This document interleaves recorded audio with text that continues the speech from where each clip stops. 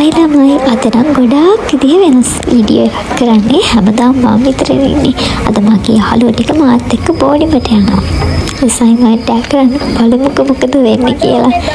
ඔයාලා සද්ද ඇහෙනවද මේ කියව යනවා මොනවා කියනවද නැහැ. යාළුවා එද්දී අපි සල්ලි එකතු කරලා කේකුයි බීමයි අරගෙන ආවා බෝඩිමට.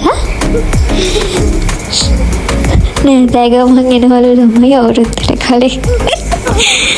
මොනෝන ජීවිතේ යාළුවෝ දෙක ගත කරන මොහොතවල් ආයෙ ගන්න හරි සුන්දරයි.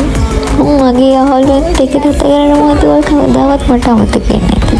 මේ ඉන්නේ මගේ යාළුවෝ ටික. දැන් අපි යන අසයින්මන්ට් එක පටන් ගන්න.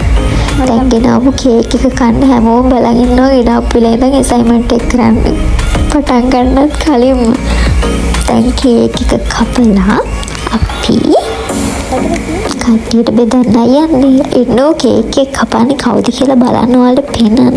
චූටි vlog එකක් වුණාට ඔයාලා නම් අද ආසාවෙන් බලයි මේ vlog එක.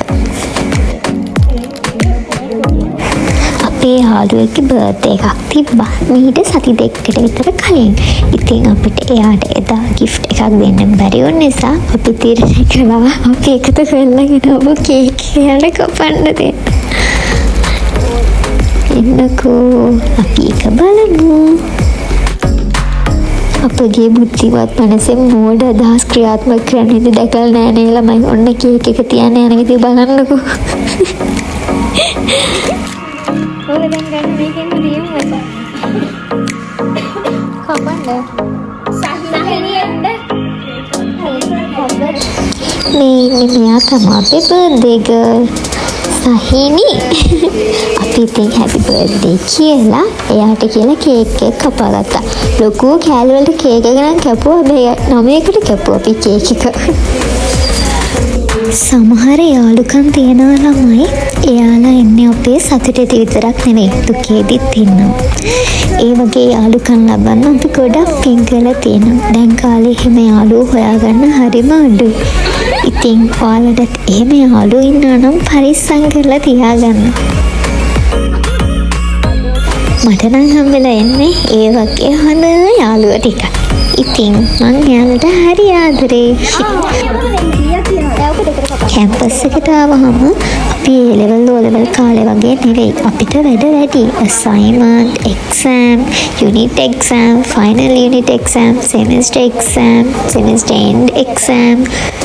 ඒ වගේ ගොඩාක් එක්සෑම් වලට අපිට ෆේස් කරන්න වෙනවා. ඒත් මේ වගේ යාළුවෝ ටිකක් හිටියාම අපේ හිතේ තියෙන දුක ඒ වගේම අර ස්ට්‍රෙස් එක හැමදේම රිලීස් කරගන්න පුළුවන්.